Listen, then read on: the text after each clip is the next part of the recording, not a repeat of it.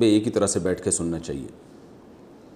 سانپ، مور اور خنزیر جنت سے کیوں نکلے تھے؟ فیض دہلی سے۔ میں نے سنا ہے کہ سانپ اور مور کو اللہ تعالیٰ نے شیطان کی وجہ سے جنت سے نکال دیا تھا، اور خنزیر کے بارے میں بھی یہی سنا ہے کہ اللہ تعالیٰ نے اسے آدم علیہ السلام اور حوا علیہ السلام کی گندگی دور کرنے کے لیے بنایا تھا۔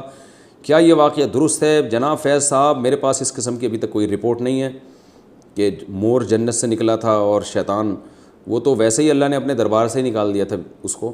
باقی سانپ جنت سے نکلا تھا، میرے پاس اس قسم کی ابھی تک کوئی رپورٹ نہیں ہے۔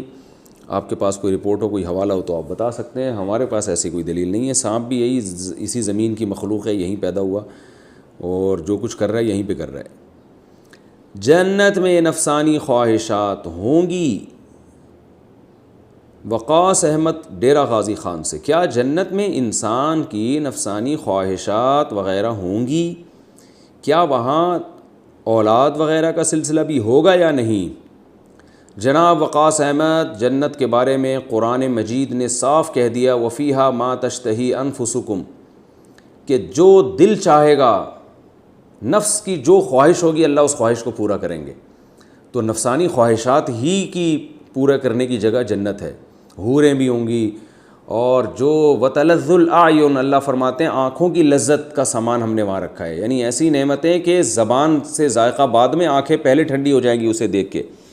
قرآن میں اللہ کا یہ بھی ارشاد ہے فَلَا تَعْلَمُ نَفْسٌ مَّا أُخْفِيَ لَهُم مِّن قُرَّةِ أَعْيُن، سورہ سجدہ کا دوسرا رکوع آپ پڑھیں، تَتَجَافَى جُنُوبُهُمْ عَنِ الْمَضَاجِعِ، اللہ فرماتے ہیں ہمارے نیک بندے رات کو ان کے پہلو ان کے بستر سے جدا ہو جاتے ہیں، يَدْعُونَ رَبَّهُمْ خَوْفًا وَطَمَعًا، اپنے رب کو جہنم کے خوف سے اور جنت کی لالچ میں یہ پکارتے ہیں۔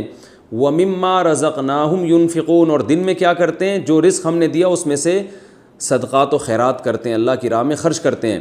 تو اللہ فرماتے ہیں جس نے یہ دو کام کر لیے، نماز کو زندہ کیا اور اللہ سے دعائیں مانگی اور صدقات و خیرات کیے، تو اللہ فرماتے ہیں فَلَا تَعْلَمُ نَفْسٌ مَّا أُخْفِيَ لَهُم مِّن قُرَّةِ أَعْيُن، کسی نفس کو یہ خبر نہیں ہے کہ ہم نے نیک بندوں کی آنکھوں کی ٹھنڈک کا کیسا سامان چھپا کے رکھا ہوا ہے، آنکھیں ٹھنڈی ہو جائیں گی۔